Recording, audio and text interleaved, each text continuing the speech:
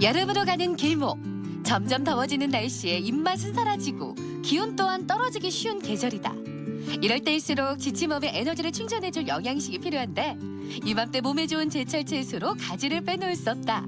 항산화물질이 풍부해 건강에도 그만이며 동서양을 초월해 다양한 음식에 활용돼 사랑받는 가지. 오늘 건강밥상에서는 보랏빛 봄을 가지와 함께한다. 가지는 암 예방에 도움이 된다는 연구 결과가 있습니다. 가지에 들어있는 알칼로이드 성분이 암 발생을 억제하는 것으로 알려져 있는데요. 벤조피렌 등과 같은 강력한 발암물질에 대한 억제 효과가 있으며 암세포 증식도 억제한다는 보고가 있습니다. 가지는 식중독 예방에 효과가 있기 때문에 여름철 보약으로 불리기도 합니다. 우리나라의 여름철은 고온 다습한 기후로 식중독 증상을 일으키기 쉬운데요. 가지에 함유된 비타민 E, 레티놀, 베타카로틴 성분 등이 세균과 바이러스 등을 죽여 식중독을 예방해준다고 합니다. 가지는 짙은 검보라색을 띠면서 반들반들 윤기가 나는 것이 좋은데 일자로 곱게 뻗어 있으며 들었을 때 묵직한 것을 선택하자. 가지는 특별한 향도 없고요. 맛도 없습니다. 그런데요, 가지는 영양이 아주 풍부합니다. 오늘 그 가지를 이용해서 어양가지를 만들어 보도록 하겠습니다. 가지에는 수분 함량이 95% 정도 들어있어 수분 보충에 좋으며 보라색 색소인 안토시아닌은 강력한 항산화제로 암을 예방하고 콜레스테롤을 낮춰주는 데 효과가 있다. 중국식 가지볶음인 어향가지 만들기 첫 번째. 배추는 네모 모양으로 편을 썰어 준비하고 청고추와 홍고추, 양파, 대파는 다져준다. 이어서 오늘의 주재료 가지를 손질하자. 가지를 손질할 때는 꼭지 부분의 가시를 먼저 제거해주고 0.3cm 정도의 두께로 편을 썰어 준비한다.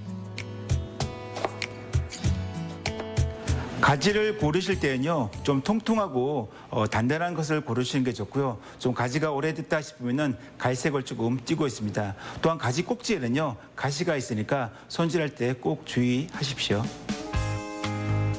어향가지의 맛을 더할 돼지고기는 소금과 설탕으로 밑간을 해둔다. 이제 손질해둔 가지를 팬에 구울 차례.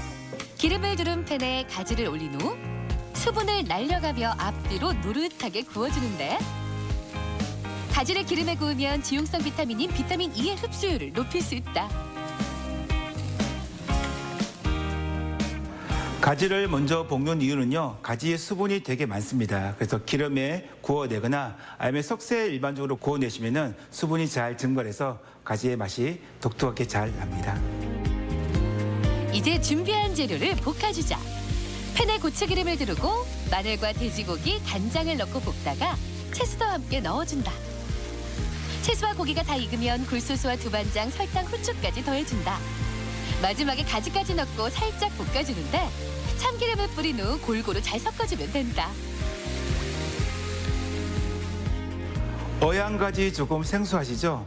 어양이라는 뜻은요, 생선의 향기가 난다라는 그런 뜻을 가지고 있고요. 보통 액젓을 많이 넣어서 생선의 향기를 내는데요. 그게 아니라 사천조리로서 파와 마늘과 고추 기름이 들어가서 향을 잘 낼 수 있도록 만들어진 그런 요리입니다. 소스와 함께 잘 볶은 재료들을 그릇에 담아내면 어향가지 완성! 가지의 식감을 살려낸 색다른 가지볶음 어향가지. 달콤하면서 매콤한 소스에 돼지고기까지 곁들여져 맛있고 풍성한 일품 요리가 탄생했다. 가지는 인도가 원산지고요. 우리나라에서는 신라시대 때부터 먹었다고 합니다. 가지는 찜도 있고요. 볶음도 있고 튀김도 있고 여러 가지 요리로 잘 활용을 하고 있습니다. 오늘은 그 가지를 이용해서 가지 만두를 만들어 보도록 하겠습니다. 부드러운 식감이 특징인 가지는 열량이 낮아 다이어트에 그만이다. 또한 풍부한 식이섬유가 장운동을 도와 변비 예방에 효과적이며 칼륨이 많이 들어있어 몸속 노폐물을 배출하는 데도 도움을 준다. 오늘의 두 번째 요리인 가지만두. 가지만두는 밀가루가 아닌 가지를 만두피로 이용하는 게 특징인데 가지에 칼집을 넣고 칼집 낸 부분이 잘리지 않도록 조심해가며 잘라주는 과정을 반복한다.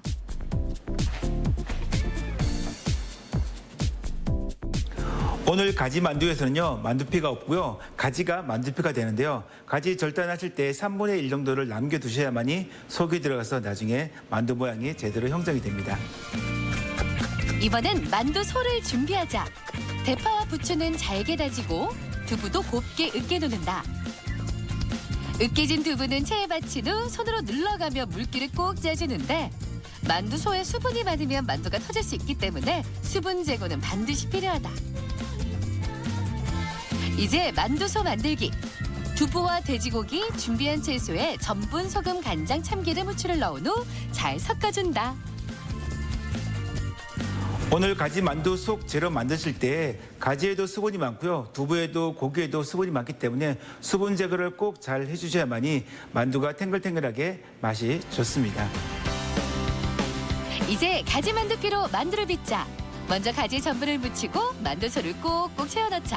그런 다음 가지를 오므린 후 다시 한번 가지피를 앞뒤로 굴려가며 전분을 골고루 묻혀준다. 빚어낸 가지 만두는 찜솥에 올린 후 10분에서 13분 정도 쪄준다. 오늘 가지 만두는요, 10에서 13분 정도 쪄주시고요, 전분을 좀 골고루 입혀야만이 잘 붙어 있습니다. 가지 만두피와 만두소가 어우러져 촉촉하게 쪄진 가지 만두. 터지지 않게 조심스레 그릇에 담아내자. 밀가루 만두피 없이 즐기는 반전 있는 이색 요리 가지 만두. 속에 꽉 찬 만두소에 보랏빛 가지가 느끼하지 않으면서 담백하고 건강한 맛을 선사한다.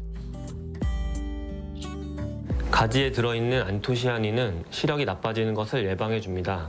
망막염이나 눈에 노화로 오는 백내장 등과 같은 눈 관련 질환을 예방하는 데 도움이 됩니다. 또한 가지의 안토시아닌 성분은 혈관의 노폐물과 콜레스테롤을 녹이고 배출하는 작용을 하고 있으며 칼륨 성분은 혈압을 높이는 나트륨 배출을 유도하는 작용을 하기도 합니다. 때문에 가지를 꾸준히 섭취해 주시면 혈액순환이 원활해지고 동맥경화, 고혈압 같은 심혈관 질환을 예방하는 데 효과가 있습니다. 보랏빛 건강 채소 가지. 가지는 뛰어난 항산화 작용과 항암 작용으로 퍼플푸드의 대표 주자로 사랑받아 왔는데 특유의 부드러운 식감으로 여름철 입맛을 살려주며 구이나 볶음, 무침 등 다양한 요리법에 따라 그 맛 또한 천의 얼굴을 갖고 있다. 여름의 초입 제철 가지와 함께 우리 가족의 활력을 충전시켜보자. 건강 플러스 인사드립니다. 안녕하세요. 김경섭입니다. 안녕하세요. 조민경입니다. 김지연 아나운서의 휴가로 제가 대신 인사드리게 됐습니다. 네. 자, 평소에 식사를 하고 나서 바로 커피를 마시는 분들 많이 계시죠? 그런데 이렇게 식후에 바로 마시는 커피가 건강에는 좋지 않다고 하잖아요. 네, 그렇다고 합니다. 이 커피에는 탄닌 성분이 들어있는데요. 이 탄닌 성분이 철분의 흡수를 방해하기 때문에 철분이 흡수가 잘 되지 않으면 핀진 대사율이 떨어져서 쉽게 피로를 느낀다고 합니다. 또 이 만성적인 철분 부족은요, 빈혈을 일으키기 때문에 평소에 빈혈이 약간 있으시다 하는 분들은 특히 조심하셔야 됩니다. 네, 이렇게 커피로 인한 철분 부족을 막기 위해서는 식후에 최소 30분이 지난 뒤에 커피를 마시는 게 좋다고 합니다. 음식물이 위장에서 어느 정도 흡수가 된 뒤에 커피를 마시면 탄닌의 영향을 덜 받기 때문이라고 하는데 평소에 건강을 위해서 식후에 커피를 드시려면 최소 30분이 지난 뒤에 마시는 게 좋다는 거 기억하셨으면 좋겠습니다.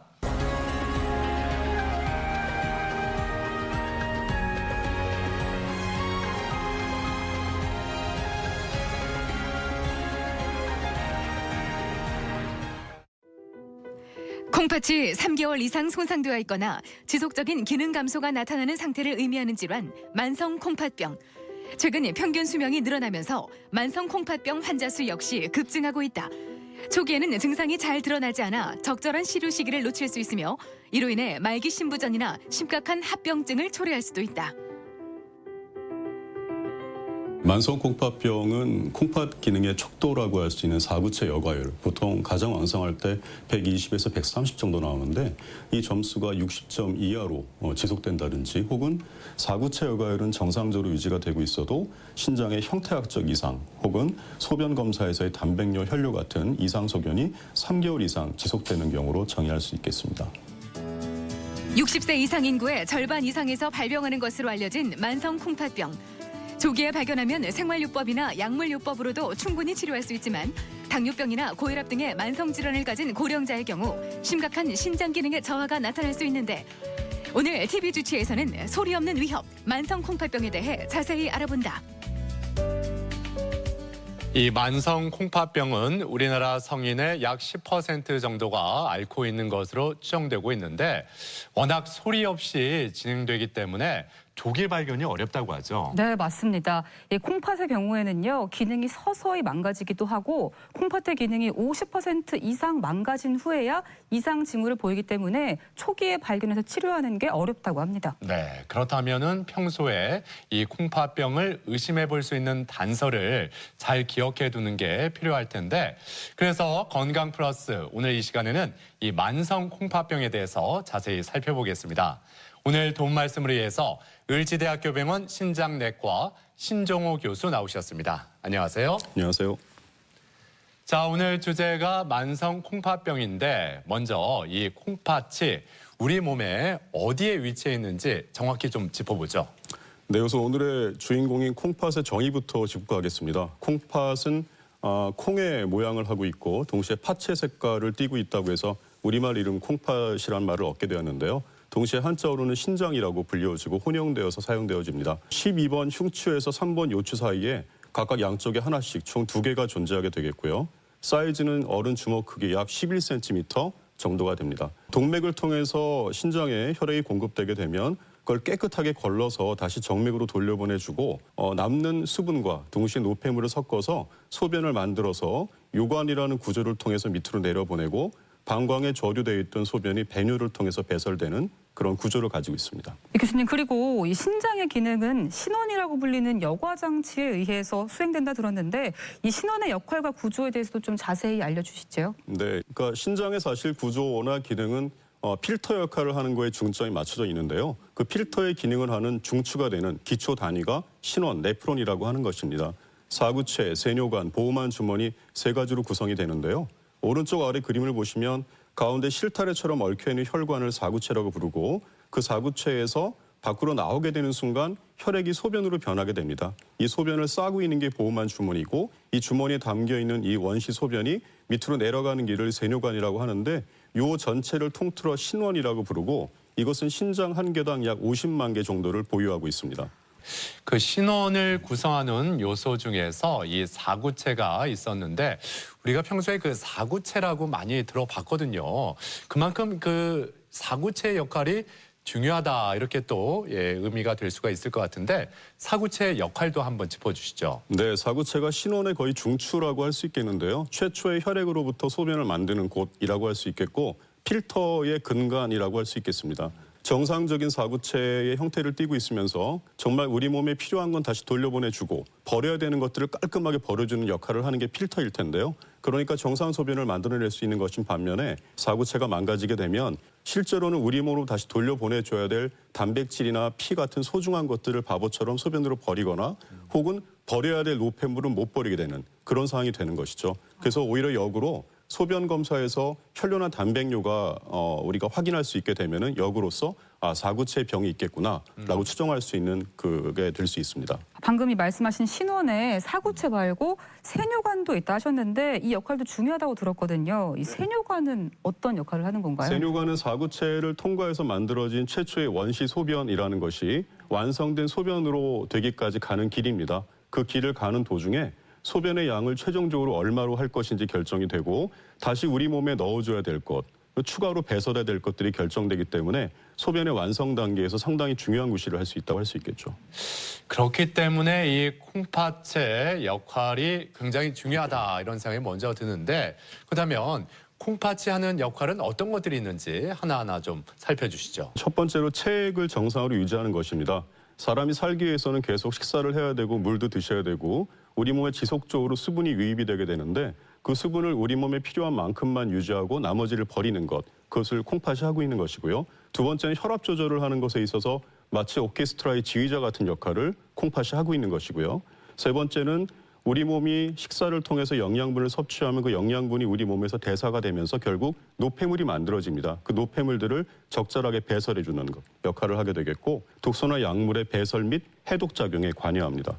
다음으로서는 골수가 정상적으로 적혈구를 만들어낼 수 있게 하는 그런 요건을 가지고 있고요. 마지막으로는 바이타민 D 호르몬을 그 정상적으로 활동할 수 있도록 만들어줌에 따라서 뼈의 건강을 지키고 그리고 우리 피 속의 칼슘과 인 대사를 전체적으로 조율하는 역할을 합니다. 굉장히 많은 기능을 하고 있는 것 같은데 앞서 잠깐 말했던 이 만성 콩팥병은요. 그러면 이 콩팥의 기능이 서서히 나빠지는 그런 걸 말하는 건가요? 네, 그렇습니다. 만성 콩팥병은 콩팥이 나빠질 만한 원인들이 있는데 추후에도 설명드리겠지만 당뇨, 고혈압 같은 그런 병들이 있습니다. 그 병들은 치유 자체가 불가능한 것이고요. 지속적으로 그 병들이 있음으로 인해서 신장이 나빠지게 되는 상태에 놓여 있고 그런 상황 속에서 우리가 사구체 여과율, 이제 앞으로 이 말씀을 계속 드릴 텐데 사구체 여과율은 보통 제가 외래에서 환자분들께 신장 점수라고 설명하면서 말씀을 드리는 것입니다. 신장이 얼마나 일을 할 수 있는가라는 것인데요. 이게 정상적으로 20살 무렵에 남자가 한 130점, 여자가 한 120점을 가지고 있는데 아무런 신장에 나쁜 병이 없어도 80세가 되면 약 80점 정도로 줄어들게 됩니다. 하지만 나이가 젊은 분이 이 사구체 여과율이 60 이하로 떨어져 있는 경우라면은 이때 우리가 만성 콩팥병이라고 얘기할 수 있고요. 실제로 사구체 여과율이 60점이 아니라 뭐 100점, 90점처럼 정상으로 나오고 있다고 하더라도 소변 검사에서 혈류나 단백뇨 등 신장이 병을 앓고 있는 증거가 발견되는 그런 경우도 또한 만성 콩팥병으로 정의할 수가 있겠습니다. 근데 만성 콩팥병의 두려운 점은 고혈압이나 심혈관, 뇌혈관 질환 같은 다른 합병증들이 생길 수 있기 때문에 사망률이 상당히 올라갈 수가 있어서 네. 조기에 진단을 해서 치료하는 게 굉장히 중요한 병이다라고 설명드릴 수 있겠습니다. 그렇군요. 그러니까 만성 콩팥병은 다른 심각한 질환, 합병증이 나타날 수 있어서 더 위험하다 이렇게 말씀을 해주셨는데 그렇다면 만성 콩팥병이 있으면 어떤 증상들이 나타나는지 하나하나 더 자세히 알아봐야겠네요. 네, 이 증상이 초기에 없다는 게 상당히 어려운 점이죠. 처음 진단함에 있어서. 하지만 증상이 나타나게 되면은 배뇨 이상, 소변량 이상, 기타 슬라이드에 나와 있는 내용 같은 증상들이 있을 수 있는데 혈압이 증가될 수 있습니다. 신장은 혈압을 조율하는 장기이기 때문에 혈압이 상승되고 그리고 체액의 불균형 때문에 여기저기 손발이 붓는다든지 눈 주위가 붓는다든지 그리고 노폐물이 배설이 안 되니까 피 속에 있는 노폐물 때문에 전신 가려움증, 식욕부진 이런 것들이 나타날 수 있고요. 소변에서 거품이 난다든지 색깔이 변한다든지 이런 이상이 생길 수가 있고 자다가 자꾸 소변을 보게 되는 이런 증상들을 나타낼 수 있는데 대부분 사구체 여과율이 30점 정도 가깝게 되어야 이런 증상들이 나타나기 때문에 상당히 이 증상으로 진단한다면 병이 상당히 진행된 다음에 진단할 수 있겠죠. 아까 그 콩팥 점수를 말씀해 주셨는데 이 점수에 따라서 이 콩팥의 기능 정도 같은 거겠죠? 이 따라서 만성 콩팥병의 단계도 조금 구분이 될 것 같은데 어떻습니까? 네, 단계는 1단계부터 5단계까지로 설명을 합니다. 그래서 사구체 여과율이 90점 이상 되는 경우가 1단계인데요. 사실은 90점 이상이라면 신장 기능 자체는 정상이라고 할 수 있는 건데 이걸 병이라고 부르는 거는 혈류나 단백뇨 같은 걸 갖고 있다든지 아니면 어떤 물혹이 있다든지 신장이 위축돼 있다든지 그런 게 있을 때는 현재는 신장 사구체는 정상으로 보여지더라도 1단계로 평가를 하는 것이고요. 15 아래가 되면 말기 신부전으로서 그때는 약으로 하는데 한계가 상당히 있기 때문에 투석에 대한 준비를 하거나 투석을 해야 되는 그런 시점이라고 할 수 있겠습니다. 네, 그러니까 이 만성 콩팥병도 단계가 낮을수록 또 조기 발견을 해서 치료가 더 예후가 좋을 텐데 그렇기 때문에 이 만성 콩팥병에 대해서 우리가 평소에 잘 알고 있어야 되겠다 이런 생각이 또 듭니다. 예, 그렇다면 이 만성 콩팥병을 일으키는 원인은 또 무엇인지 알아보죠. 네, 만성 콩팥병의 원인은 전 세계적으로 가장 강력한 1등 자리를 차지하고 있는 것은 당뇨병입니다. 전 세계를 토탈해서 당뇨병이 가장 강력한 만성 콩팥병의 원인이 되고 두 번째가 고혈압, 세 번째는 사구체 신염이라고 해서 아까 우리가 봤었던 그 사구체라는 곳에 여러 가지 염증 반응이 일어나면서 사구체가 체딩을 못하게 되는 그런 병이 있을 수 있겠고 기타 각종 콩팥병 그리고 연세가 드는 것, 고령 그리고 비만, 동맥경화증 같은 여러 가지 원인들이 만성 콩팥병의 원인이 될 수 있겠습니다. 네. 생각보다 다양하고 좀 흔한 원인으로 생기는 것 같은데 그렇다면 이 만성 콩팥병 진단은 어떻게 내려지나요? 진단은 생각보다 간단한데 혈액 검사와 소변 검사를 통해서 진단합니다. 혈액 검사 간단하게 1개 정도 항복만 하면은 그것을 통해서 지금 말씀드리고 있는 사구체 여과율 그걸 확인할 수 있겠고요. 그럼 신장 점수가 몇 점인가 확인할 수 있게 되는 것이고 두 번째 소변 검사를 통해서 혈뇨가 나오는지 단백뇨가 나오는지 즉 신장에 이상이 있을 것으로 추정이 되는지를 확인할 수 있기 때문에 간단한 혈액 검사 한 개 항목, 소변 검사만으로도 만성 콩팥병을 진단할 수 있습니다. 그러니까 만성 콩팥병이 초기에는 증상이 잘 나타나지 않아서 모르고 대수롭지 않게 여길 수 있다 이렇게 말씀을 해주셨는데 의외로 또 진단법은 간단하기 때문에 오히려 우리가 조기 발견을 충분히 할 수 있겠다 이런 생각이 들거든요. 예. 네. 그래도 이 특별히 이 만성 콩팥병에 대한 검사를 받아야 되는 분들이 있다면 어떤 분들이 여기에 속할까요? 네, 그런 분들이 만성 콩팥병 진단 검사 대상에 속한다고 볼 수 있겠는데요. 예. 현재 가지고 있는 환자의 여건이 만성 콩팥병이 있을 가능성이 높은 환자 혹은 지금은 정상이라 할지라도 앞으로 진행할 가능성이 있는 환자들을 모아놓은 곳인데요. 가장 강력한 원인 인자가 되는 당뇨병과 고혈압을 유병하고 있는 앓고 있는 환자들 그리고 비만 환자나 흡연자들 50세 이상의 경우 당뇨, 고혈압이나 콩팥병의 가족력을 가지고 있는 분들 그리고 기타 콩팥병을 진단받는 환자분은 만성 콩팥병에 대한 진단을 하기 위해서 검사를 애뉴얼리 정기적으로 하도록 권유를 받고 있습니다. 그 정기적이라는 거는 주로 어느 정도죠? 환자가 가지고 있는 병에 따라서 매년 하는 경우도 있고요. 네. 한 2, 3년마다 한 번씩 하는 경우도 있고 나눠질 수 있겠습니다. 그렇군요. 예. 자, 건강 플러스 오늘 이렇게 만성 콩팥병에 대해서 자세히 알아보고 있습니다. 그럼 여기서 병원을 직접 찾아가서 환자들의 이야기를 들어보고 진단법과 치료법에 대해서 살펴보겠습니다. 화면으로 만나보시죠. 피로감이나 식욕 감퇴, 부종과 가려움 등의 증상을 보이는 만성 콩팥병. 단순한 피로 누적으로 인한 증상과 비슷해 자칫 대수롭지 않게 지나치기 쉽다.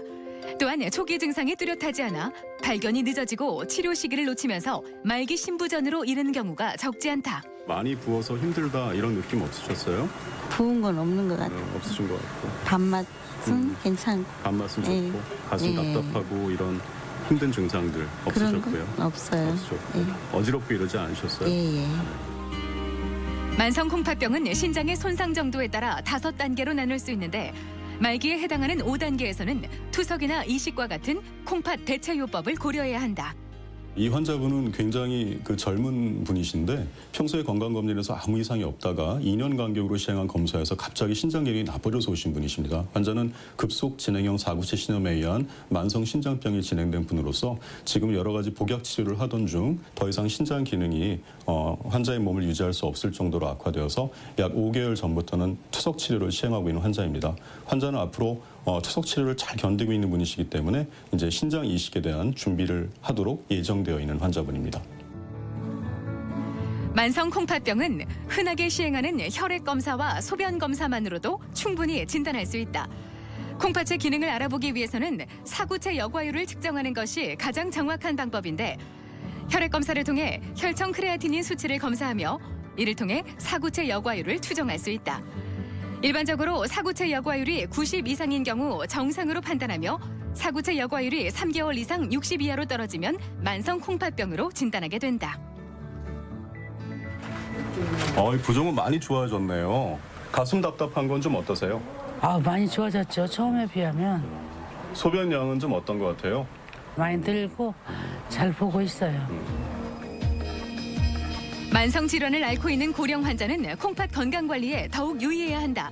특히 당뇨병과 고혈압은 콩팥 기능을 떨어뜨리는 가장 중요한 원인 질환이기 때문에 적극적인 관리와 치료가 필요하다. 고혈압 당뇨를 앓은 지 15년에서 20년 정도 되신 분으로서 지금 지속적으로 신기능 악화를 보이고 있는 분입니다. 최근에 심한 부종이 있어서 조절을 위해서 입원 치료를 하고 있는 중이고 만약 이런 일반적인 치료에 잘 반응이 되어서 우리가 유지할 수 있는 선이라고 판단되면 다시 퇴원을 하겠지만 그런 것들이 잘 안 될 경우에는 투석 치료도 고려하고 있는 환자입니다. 앞으로 환자 상태에 따라서 치료 방향을 결정하는 케이스가 된다고 할 수 있겠습니다. 일반적으로 만성 콩팥병 치료의 목적은 신장 기능 악화 속도를 최대한 늦추는 데 있다. 이를 위해 원인 질환을 찾아 치료하는 것이 가장 중요한데 신장 기능을 악화시키는 고혈압과 당뇨, 고지혈증, 비만 등에 대한 철저한 관리가 필요하다. 또한 만성 콩팥병이 심각한 단계에 이르면 약물 치료만으로는 한계가 있어 혈액 투석이나 신장 이식 등을 고려해야 한다. 만성 콩팥병에 이완되게 되면 심혈관 질환의 유병률이 상당히 올라가고 사망률에도 영향을 미칩니다. 또한 한 번 나빠진 신장은 다시 좋아지질 않기 때문에 원인 질환을 우리가 철저하게 관리함으로써 신장 질환이 점점 진행하는 것을 막아 신장 기능을 오랫동안 유지할 수 있게 해주고 또한 여러 가지 위험으로부터 환자를 지키고 마지막 순간에 신장이 더 이상 기능할 수 없을 때는 적절한 시점에 환자를 안전하게 투석 치료로 이완시키는 것이 필요하기 때문에 조기 진단, 조기 치료가 반드시 필요하다고 할 수 있겠습니다. 노폐물을 걸러내 배출하는 우리 몸의 청소부 콩팥.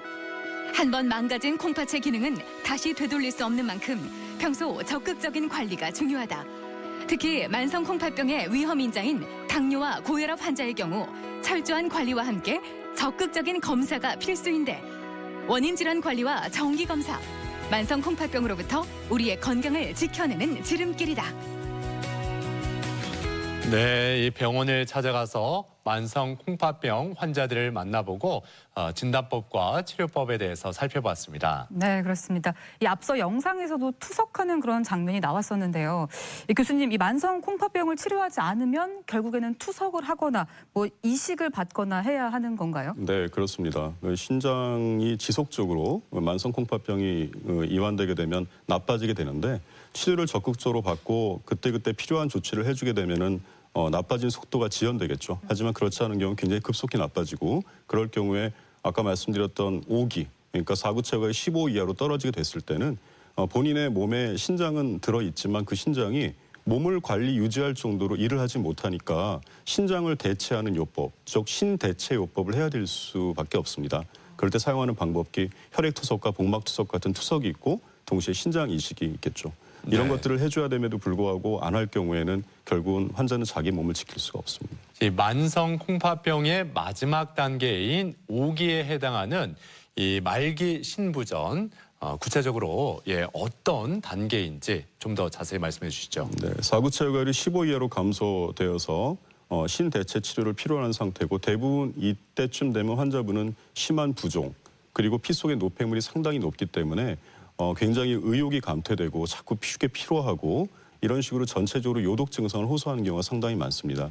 이럴 때는 더 이상 신장이 자기 몸을 유지를 할 수가 없기 때문에 신장을 대체하는 혈액투석, 복막투석, 신장 이식 같은 신대체요법을 시행을 해야만 하는 상황이죠. 근데 좀 궁금한 게 이 신장, 콩팥이 두 개잖아요. 예, 두 개이기 때문에 하나가 좀 이렇게 고장이 나면 다른 하나가 그 역할을 대신해 주지 않을까. 그렇기 때문에 말기 신부전까지 그렇게 가지는 않을 것 같다는 생각도 드는데 네. 이 점은 어떻게 볼 수 있을까요? 그 신장을 나쁘게 만드는 만성 콩팥병의 원인되는 원인 질환들이 당뇨병, 고혈압, 사구체, 신염 이런 것들이 대표적인 것들인데 이런 병들은 한쪽 신장만 공격하는 게 아니거든요. 네. 양쪽을 같이 공격합니다. 그렇기 때문에 한쪽 신장은 당뇨, 고혈압, 사구체 신염의 영향을 받지 않고 한쪽만 받는 게 아니기 때문에 양쪽이 같이 공격을 받고 신장 기능이 떨어지게 되는 것입니다. 아무래도 이 노화도 한 원인인 만큼 나이가 많아질수록 이 말기 신부전 발병률도 늘어난다고 들었는데 네, 그런가요? 그렇습니다. 기본적으로 연세가 드시게 되면 신장이 가지고 있는 기본 영양이 떨어져 있는 그런 상황에 당뇨나 고혈압도 같이 유병되고 또한 그 병에 이완된 기간도 늘어나기 때문에 자연스럽게 말기 신부전의 유병률이 늘어나는 것이죠. 네, 고령도 문제지만 이 말기 신부전을 일으키는 가장 흔한 질환이 또 있겠죠. 네, 전세적으로 가장 흔한 말기 신부전의 원인 질환은 당뇨병입니다. 당뇨에 의해서 만성 콩팥병이 진행되는 경우에는 말기 신부전까지 굉장히 빠른 속도로 진행이 됩니다. 또한 그러면서 심혈관, 뇌혈관 질환의 사망률이 상당히 높아지기 때문에 기타 질환을 원인으로 한 만성 콩팥병보다는 조기에 적극적으로 치료하고 관리를 하는 것이 더 중요하다고 할 수 있겠죠. 그렇다면 이 당뇨병과 이 콩팥의 이 상관관계를 다시 한번 좀 자세히 짚어보죠. 네, 당뇨병은 뭐 기본 개념은 소변에서 당이 나오는 건데 그것은 혈액 안에 당이 높기 때문에 그것을 걸른 소변에도 당이 높은 거거든요. 한마디로 혈액에 굉장히 높은 당 수치가 유지된다는 것이고 이런 혈액은 혈관을 통해서 가둬지고 있기 때문에 당뇨병이 생기면 결국 그것은 혈관병입니다. 혈관은 머리끝부터 발끝까지 있기 때문에 모든 혈관들이 영향을 받게 되는 거고 그 가운데 신장도 영향을 받게 되는 것으로서 신장 손상이 진행되는 것도 빠르게 되지만 동시에 다른 혈관들도 다 병이 생기는 거여서 뇌혈관이나 심장혈관도 병이 생기거든요. 그래서 흔히 알고 있는 뇌졸중이나 심근경색 같은 것들이 상당히 당뇨병에 의한 신장병에 동반이 많이 되는 경우가 바로 이런 이유 때문에 그렇습니다. 네, 굉장히 위험한 것 같은데 이 당뇨성 만성 콩팥병을 진단할 수 있는 검사들도 있죠. 네, 그렇습니다. 사실 다른 그 질환에 의한 것과 동일합니다. 혈액 검사, 소변 검사 그 두 가지를 간단하게 함으로써 현재 환자의 신장 상태와 신장이 나빠지는 척도라고 할 수 있는 단백뇨에 대한 것들 확인해 볼 수 있겠습니다. 1형 당뇨병 환자는 진단 후 5년부터 검사를 매년 하도록 돼 있고 2형 당뇨병 환자는 진단되자마자 매년 한 차례씩은 반드시 점검을 해서 본인의 신장 상태를 점검하도록 권유하고 있습니다. 1형 당뇨병과 2형 당뇨병, 간단하게 어떤 차이점이 있나요? 1형 당뇨병은 인슐린 자체를 분비하는 능력이 떨어져 있는 것이죠. 그래서 태어나면서부터 문제가 있는 그런 것이고 그래서 좀 더 조기에 어릴 때 발견되는 어떤 그런 당뇨병이고 2형 당뇨병은 정상적으로 인슐린을 분비할 수 있는 당뇨 환자인데 나이가 들면서 인슐린 저항성, 기타 어떤 문제들 때문에 인슐린이 나와도 그런 것이 잘 작용하지 못하게 됨으로써 당뇨가 만들어지는 것으로 대부분 40대 이후에 많이 나타나는 것으로 되어 있습니다. 아무튼 이 당뇨가 있는 분들은 만성 콩팥병을 예방하기 위해서 평소에 철저한 관리가 필요할 것 같은데 어떤 관리가 이루어져야 되는지 말씀해 주시죠. 말씀하신 대로 정말 철저하게 혈당 조절을 하는 것이 정말 중요하겠습니다. 그리고 고혈압을 같이 조절을 해줘야 되는데 보통 130에 80 정도를 목표로 해서 그 아래쪽으로 조절을 하고요. 동시에 단백질 섭취를 제한합니다. 이것은 적당한 영양은 들어가되 과잉된 단백질 섭취를 통해서 우리 몸이 나빠지는 것을 막기 위한 그런 단백 제한이 되겠고요. 고혈압이 있거나 심한 부종이 있을 때는 저염식을 하는 것을 권장을 해주고 있고 비만하면 안 되겠습니다. 또한 금연은 반드시 해야 되는 거고요. 적당한 운동을 해야 되는 것이고 특히나 강조드리고 싶은 게 무분별한 약 복용 금지입니다.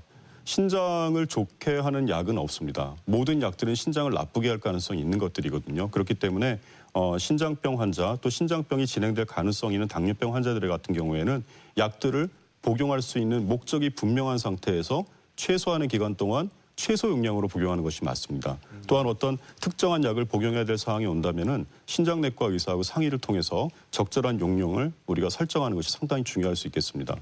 그러면 이 당뇨에 이어서 이 말기 신부전을 일으키는 다른 원인 질환은 또 어떤 게 있을까요? 네, 두 번째는 고혈압입니다.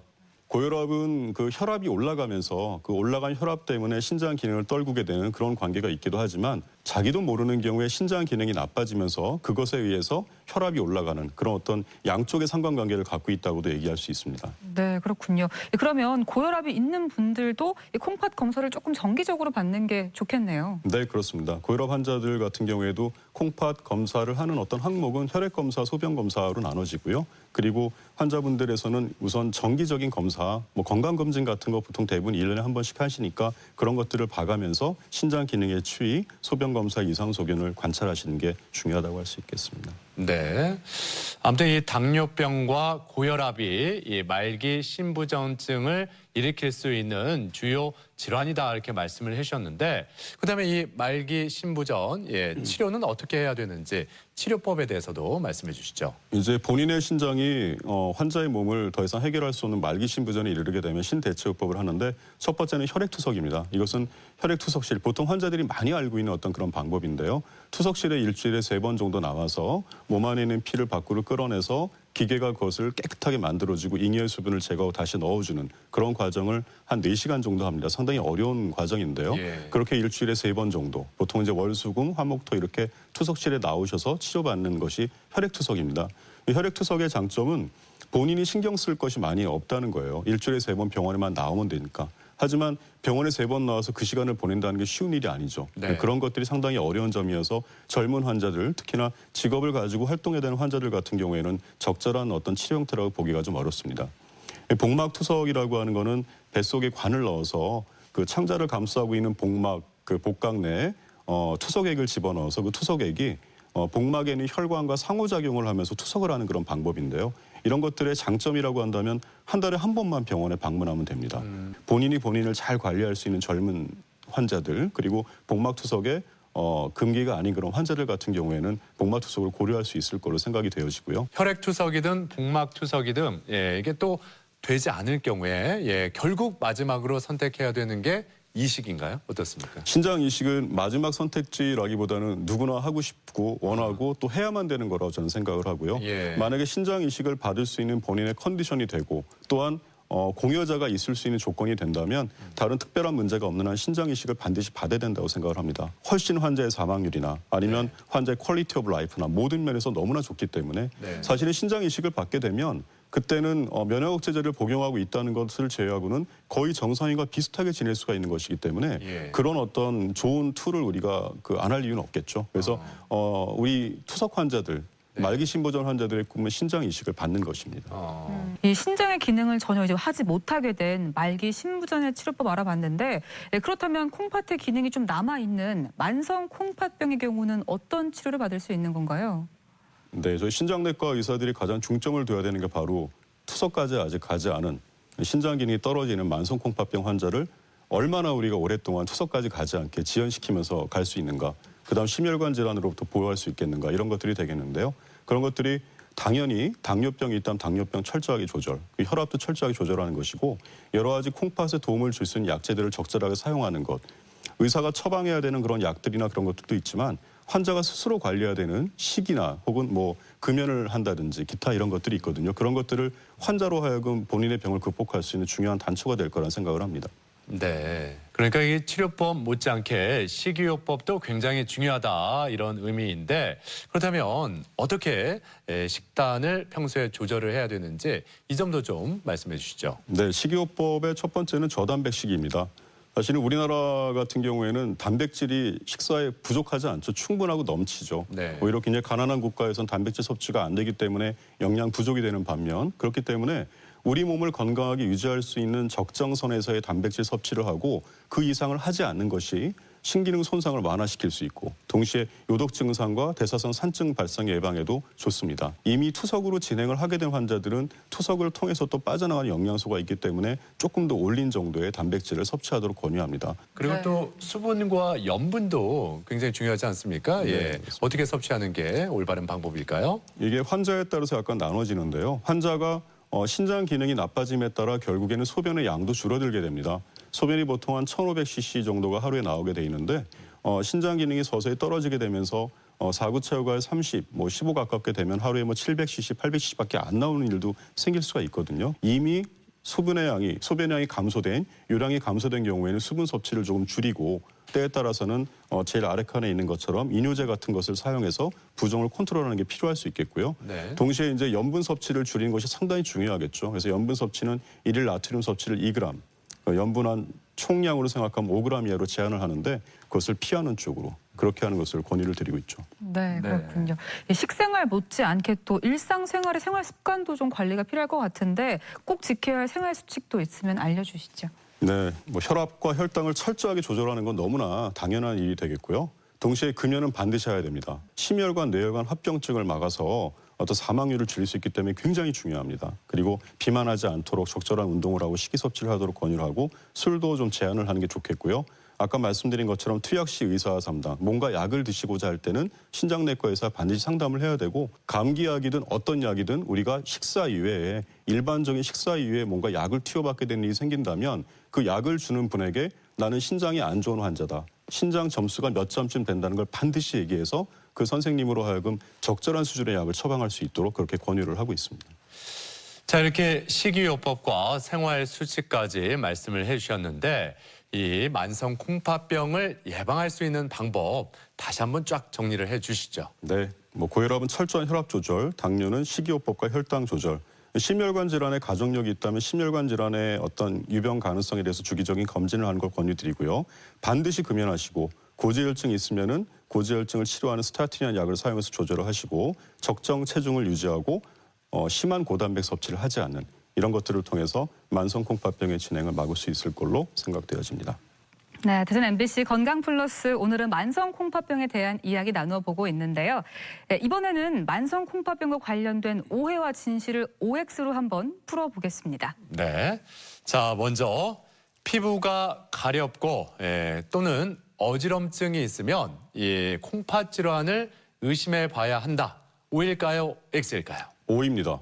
우선 피부가 가렵다는 것이 신장 기능이 떨어졌을 때 나타나는 요독 증상일 수 있기 때문에 반드시 신장 기능이 나빠서 그런 게 아닌가를 확인하는 거는 필요할 수 있을 거라는 생각을 하고요. 예. 그 가려움증 외에도 어지럼증도 신장 기능이 나빠지게 되면 본인이 그걸 모르고 있었을 때 심한 빈혈이 생길 수가 있습니다. 또한 요독 증상의 일환으로서 어지러움증도 있을 수 있기 때문에 자기가 몸이 굉장히 가렵고 어지러움도 동반된다면 우선 신장 기능의 저하가 있지 않는가는 반드시 한번 의심을 하고 그게 아니고 정상이라면 그때는 피부과하고 상의를 한다든지 어지러움증에 대해서는 신경과나 이비인후과하고 상의하는 게 올바른 길인 것 같습니다. 다음 질문입니다. 콩팥에 이상이 있으면 운동을 열심히 하는 게 좋다. O입니까? X입니까? 저는 O로 하겠습니다. 운동을 열심히 하는 건 좋고요. 일반적으로 권고되는 건 하루에 30분 이상 되는 운동 강도로 따지면 약간 숨찰 정도 이런 운동들을 하는 것이 우리 신장 환자한테 권유되는 그런 것인데 어떤 분들은 제 환자분 중에 가끔 보면 너무 과격하고 너무 심한 운동을 하세요. 네. 그런 것들은 좀 권유를 드리고 싶지 않습니다. 또한 이제 우리나라가 점차 공기가 오염되면서 미세먼지 얘기가 많이 나오고 있는데 미세먼지도 사실 어떤 혈관 질환을 일으킬 수 있는 것으로 되어 있기 때문에 신장 질환 환자들이 바깥에 미세먼지가 상당히 농도가 높을 때 야외 운동을 많이 하는 것은 바람직하지 않다고 생각하고요. 그런 조건들을 지키는 한에서는 적절한 운동은 신장 환자에게 필요하다. 그렇게 말씀드릴 수 있습니다. 자, 그리고 2개의 콩팥 중에 하나만 망가져도 신부전이 올 수 있다. O일까요? X일까요? X로 하겠습니다. 아까 그 질문에 답해드린 것처럼 대부분 만성 콩팥병에 의해서 양쪽 콩팥이 같이 영향을 받기 때문에 하나의 콩팥만 있어도 사실은 사구체 혈과율이 100점 정도도 나올 수가 있거든요. 우리가 신장 이식을 받은 환자들은 이식받고 나면 그 전에 신장 사구체 혈과율이 7, 8밖에 안 되는 분도 80, 90, 100까지 올라갑니다. 그렇기 때문에 기능상으로는 하나만 있어도 잘 유지가 되기 때문에 양쪽이 다 나빠졌을 때 우리가 만성 콩팥병을 진행한다. 그렇게 생각하시는 게 맞을 것 같습니다. 네, 건강 플러스 오늘의 주제는 만성 콩팥병입니다. 시청자 여러분은 어떤 궁금증 갖고 계신지 하나씩 한번 풀어드리겠습니다. 소변에 거품이 많이 일고 색깔이 평소와 달리 붉은색을 띠는데 신장이 이상이 있는 건가요? 네. 단백뇨와 혈뇨를 말씀하신 것 같은데 앞서 이렇게 단백뇨나 혈뇨가 있으면은 의심해 볼 필요가 있다 이렇게 말씀을 해주셨잖아요. 네, 다시 한번 그렇습니다. 좀 강조해 주시죠. 의심해 볼 필요가 있고요. 거품뇨가 나오면 단백뇨를 반드시 의심해야 됩니다. 단백뇨는 결국 소변 성분을 우리가 검사함으로써 알 수 있는 것이긴 합니다만 기본적으로 알 수 있는 것은 소변을 봤을 때 거품이 많이 나는 그러면 단백뇨를 의심하도록 되어 있거든요. 네. 모든 거품뇨가 단백뇨는 아닙니다만 단백뇨가 있으면 거품이 납니다. 그래서 거품이 갑자기 심하게 나는 것이 지속이 된다면 그것은 단백뇨가 아닌가 의심을 해야 되는 게 맞겠고요. 소변의 색깔의 변화도 진짜 이게 혈뇨인 경우도 있고 어떤 경우에는 약제 영향을 받은 소변 색깔의 변화일 수도 있는 것이죠. 하지만 이런 것들이 일시적으로 하루 이틀 왔다 가는 게 아니라 지속적으로 나타난다면 그것은 분명히 뭔가 신장에 문제가 있을 가능성을 염두에 두고 검사를 통해서 맞는지 아닌지 확인하는 거 그걸 권유드리고 싶습니다. 콩팥 질환은 먹는 게 중요하다고 하던데요. 음식 조절만 해도 만성 콩팥병이 좋아지는 건가요? 네, 음식을 조절만 해도 만성 콩팥병이 좋아질 수 있는지 궁금해 하시네요. 네. 그래서 아까 제가 그 말씀드렸던 슬라이드를 보면은 약제, 당뇨, 고혈압, 철저한 조절, 등등등 운동 여러 가지 것들 중에 하나에 해당되는 게 식이요법이었거든요. 식이요법만으로는 굉장히 불충분합니다. 다른 것들이 다 같이 갈 수 있는 게 중요하고 그렇다고 식이요법이 중요하지 않다는 말은 아니고요. 하지만 그것만으로 만성 콩팥병의 진행을 늦출 수는 없습니다. 이제 끝으로 만성 콩팥병에 대해서 꼭 기억해야 할 점 핵심을 한마디로 정리를 해주시면 좋을 것 같습니다. 만성 콩팥병은 네모다라고 하면 이 네모 안을 어떻게 채울 수 있을까요? 저는 만성 콩팥병은 희망이다 이렇게 얘기를 하고 싶은데요. 네. 어떻게 병이 희망일 수 있겠나라고 생각하실 수도 있지만 신장이란 장기는 생명 유지에 필수 불가결한 장기입니다. 그런 장기들은 다른 걸 생각해 보면 뇌, 심장, 간 이런 것들이 있겠죠. 근데 그런 장기들은 기능이 점차 퇴화된다든지 아니면 더 이상 기능을 못하게 됐을 때 그것을 대체할 수 있는 방법이 없습니다. 하지만 만성 콩팥병은 생명을 유지하기 위해서 반드시 필요한 장기임에도 불구하고 그 기능의 저하에 따라 의사들이 약물과 기타 환자의 어떤 생활습관 교정 등으로 치료를 하고 지연을 시킬 수가 있고 마지막에 그 장기가 기능을 다하더라도 투석이나 이식을 통해서 또 새로운 그 어떤 생활을 해볼 수 있는 기회를 얻을 수 있기 때문에 만성 콩팥병은 오히려 희망의 병이다 그렇게 얘기하고 싶습니다. 네, 그렇군요. 자, 오늘 이렇게 만성 콩팥병에 대해서 자세히 알아봤습니다. 지금까지 도움 말씀에 신장내과 전문의 신종호 교수였습니다. 오늘 말씀 고맙습니다. 감사합니다. 네, 무게 300g의 작은 콩팥이지만 이 콩팥이 생명 기능 유지를 위해서 굉장히 중요한 기관이라는 거 다시 한번 느낄 수가 있었습니다.